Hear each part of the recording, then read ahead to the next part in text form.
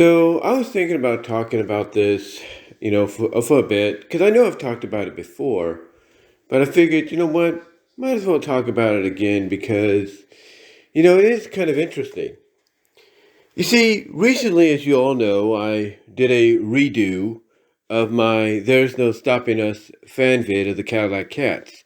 The original one, as I mentioned in the video where I explained why I did it, is somewhere. I don't know where, but it's somewhere. Um, But the point is, I decided to redo the video from the best of my memory. Now, it also got me to want to, talk about the Cadillac Cats again. And what's interesting about the Cadillac Cats is, even though they debuted alongside Heathcliff, who had been in the comic strips since the early to mid '70s and had already had two animated shows on television, mostly Saturday mornings, courtesy of Ruby Spears. Heathcliff and Marmaduke and Heathcliff and Dingbat. The difference between those two and the one he has with the Cadillac Cats is those two were based on established IPs, comic strip IPs. Here, with the Cadillac Cats, they were completely OC. They were completely original characters made exclusively for the show. I mean, here's the thing. You never once saw them appear in any of the comic strip trade in the small trade books featuring the comic strips or anything like that. You never saw that. All you would ever really see them at, as far as I knew, unless they were in Star Comics, which was a division of Marvel, unless you saw them there, all you really saw them at was in the cartoon. And this is what made them very popular with a lot of folks, even to this day. Because of the fact that they were original characters, the writers, the creative staff, could get away with a lot more with them. They can get away with a lot more. They can do more than they could with Heathcliff.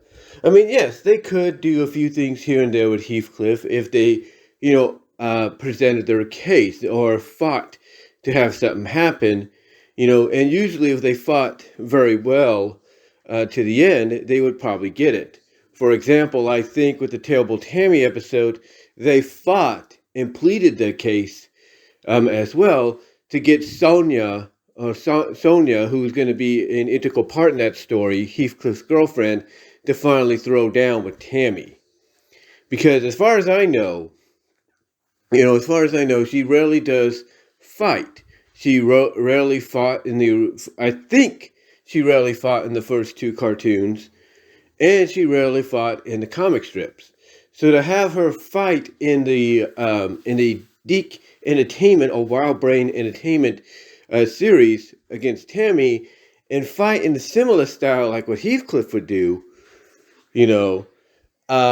I honestly think they did what they had. I think honestly the creative staff did what they had to do to get that to happen. And because they fought tooth and nail, in my opinion, and pleaded their case very convincingly, they got what they wanted. But outside of that, Heathcliff's adventures were always contained. They were always contained, in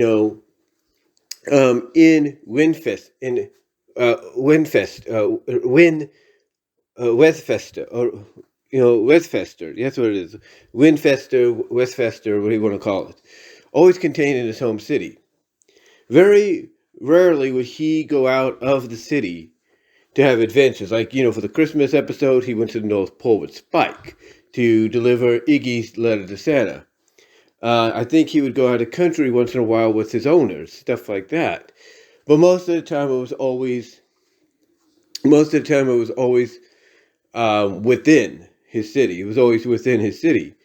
The Cadillac Cats, on the other hand, because they were original characters, they were given more leeway. You could do what you wanted with those characters no matter what. You could do what you want with those characters because they were not, already established IPs. They had been, just created for the show.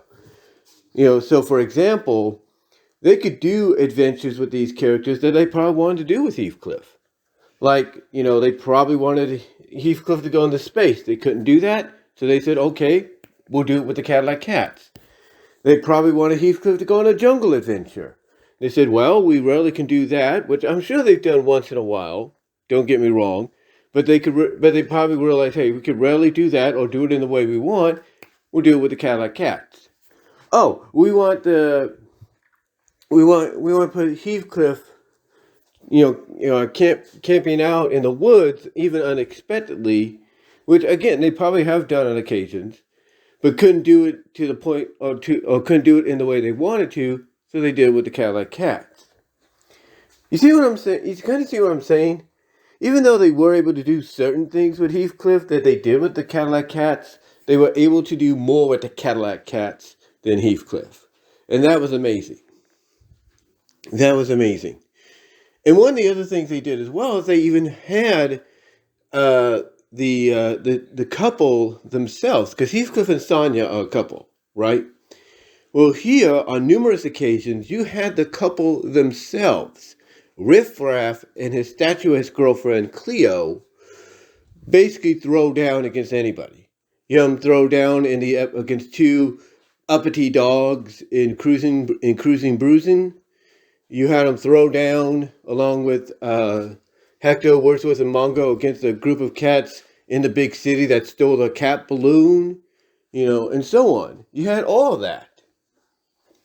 And you never really saw Sonia and Heathcliff do that at all. And if they have, very rarely. Very rarely.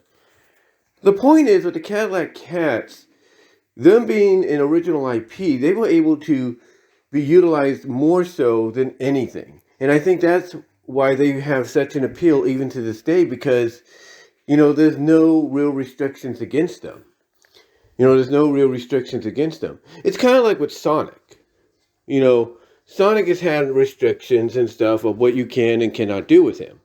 But any other original character made outside of that to, I guess you could say, connect with Sonic or converse with Sonic, any original character, like let's say, a character made for a television show or a comic book, you could do whatever the heck you want with, almost.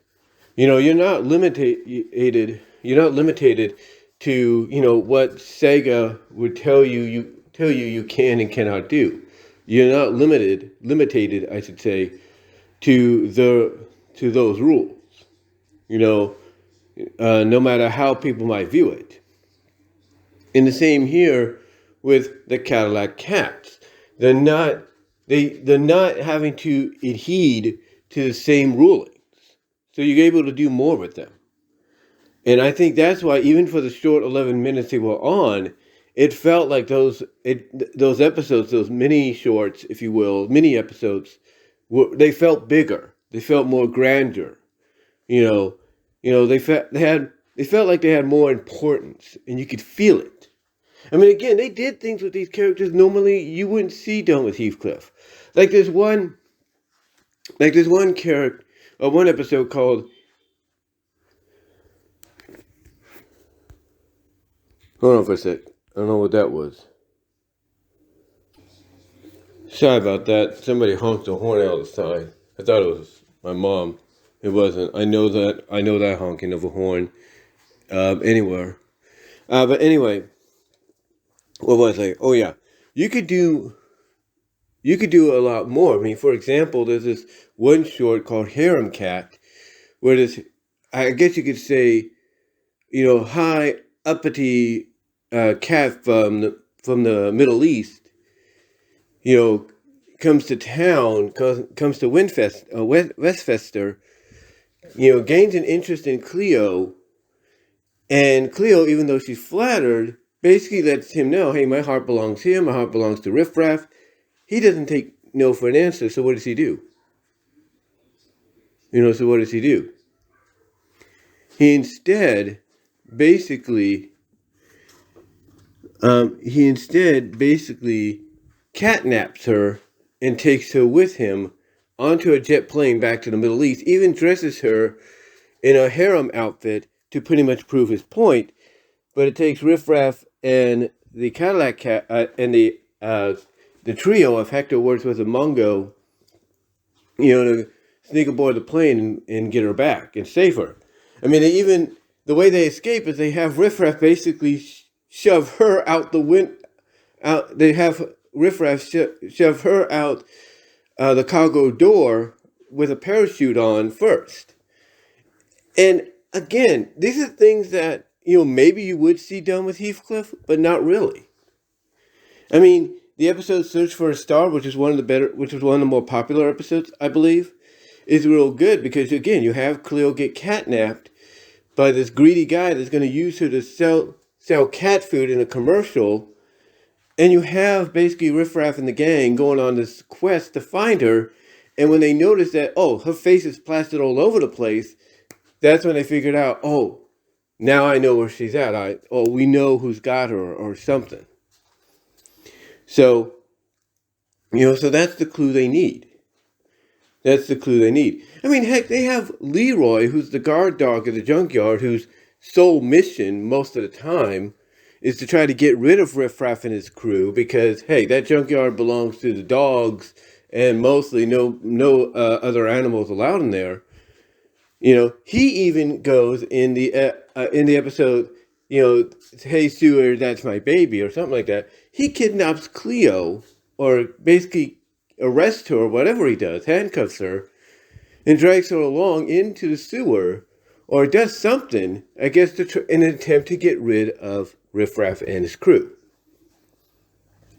You see what I'm getting at? You even have them doing a soccer thing in the junkyard, because yes, some of the stories do get self-contained in the town, if not in the junkyard itself. But again, some of the stories are very, very, when it comes to that, are kind of are minimal at best. Like, yeah, they do outnumber some of the adventures outside of that. But anytime they have adventures outside of it, it's like that's what really gets people talking. Like, oh man, this is so cool to see. It really is. So to me, when you really look at the Cadillac Cats, this is an IP that you could tell was created because these people are like, look, we already know Heathcliff is, Heathcliff's going to be limited. So we need something that's going to let our creativity flow. And they found it. Excuse me for a second. And they found it with the Cadillac Cats. They did. They found it with the Cadillac Cats, and the rest is history. And what's even more interesting about it, too, is even for an original 11-minute short with original character IPs, it really gets people talking about all these different theories and conspiracies and lore, with the characters. I mean, one primary lore and theory and conspiracy, one primary lore that's been talked about, and it's kind of been theorized a little bit because everybody, including myself, swear at one point they heard this or they got reference to this in the mini episodes. But one of the things people ponder about, because again, the people like myself pretty much thought they heard this somewhere or had it referenced, is Wordsworth and Cleo being related. Now, you might say to yourself, well, how is that possible? They would recognize each other if that was the case. That might be, but for all we know, when they were kittens, Cleo might have gotten adopted by her owners, and Wordsworth may have gotten adopted, but as he got older, maybe got abandoned. We don't know. Don't want to get too much into that, but still, there's different scenarios people come up with. But the one thing is, they always believed that those two could, well, one thing is they were always convinced that those two could be related. And why do they believe they could be related? Due to the fact that they both love music and everything. I guess that's the one connection. They both love music. They both have a style for music or a sense for music, what's good, what's not. But also the fact that, they both have a whitish color. I mean, Cleo, she's got a cream color, of course, body fur and all that, and Wordsworth has a white color. But, still there are people wondering, are they related? Or, there are people who are like, I wonder if I wonder why they haven't brought up, or the creators haven't brought up, Cleo and Wordsworth being related. It makes you think, because again, people like myself could swear they got a reference, they heard that somewhere in one of the episodes. So you have all these things going on. And what's even more interesting is you could tell they were able to tackle a lot more mature subjects, very lightheartedly, more so than with Heathcliff. I mean, The Other Woman is a good example, or Kitten Around is a good example. You see what I'm saying? They were able to do those kind of things lightheartedly, but they were able to do them more so than with Heathcliff. So to me, when I look at any classic 80s IP, even if they were originally introduced as a sideshow, if you will, or they were originally introduced as a package deal, if there's any 80s animated IDE or IP, I should say, that should get a reboot, maybe, with the reboot of Heathcliff, for the new year, or for the new century, or maybe even give them their own show, because again, those 11-minute mini episodes felt like they could have been longer, and felt like they could have had more, and it felt like, they did. Even in the span of 11 minutes. It's the Cadillac Cats. The Cadillac Cats, to me, deserve a reboot, whether as a package deal, again, with a reboot of Heathcliff, or with their own series. Because again, like I said, those mini episodes felt like they could be 22-minute episodes. And I don't think anybody would be denying that. I really don't. And, yeah. Can you imagine, the kind of stories they could tell today in the span of a 22-minute episode? I'm just saying. And you know what? I also feel they missed the boat on?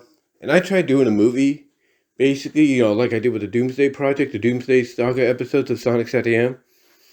You know what I tried to do one time? I tried to take what was considered the very best episodes of the Cadillac Cats, piece them together in a very similar manner as what Heathcliff the movie did back in 1986. I tried to do the same thing here. And I did the best I could. I have it somewhere on DVD. It was on VHS originally. I put it on VHS originally, then I put it over to DVD. So I have it somewhere. But to me, honestly, that is probably the best example, from a creative standpoint, of what we could have had with the Cadillac Cats if they had been given the same treatment as Heathcliff, given their own compilation movie for theaters, for a short run in theaters. But then again, maybe the reason they didn't give the Cadillac Cats a compilation movie is because they probably felt that the Cadillac Cats would have outshined Heathcliff. Heathcliff was the star of the show, that's the title of the show, so they probably thought he'd outshine him. Or they'd outshine him, I should say. Or maybe they thought, they probably thought even back then that, hey, we can't do a compilation movie with these guys like we can do with Heathcliff, but we can do a full-length film. Maybe they were thinking about it, but it never got off the ground. We don't know. But again, overall, in closing, guys, I truly believe that if there's any show that deserves a comeback, whether it's part of a package deal or it's its own 22-minute series, whether it's with, Max, Netflix, Amazon, you name it, it's got to be the Cadillac Cats. Paramount, whoever, it's got to be the Cadillac Cats. And that's just my opinion. But what are your guys' thoughts? What are your thoughts on it? What memories do you have of the Cadillac Cats? Let me know down below. For any of you, was Cleo one of your first crushes growing up? Let me know. Also, what were some of your favorite moments and episodes in the Cadillac Cats mini episodes? Let me know down below in the comments as well as in the live chat during the premiere. Like the video, and until then, I'm out.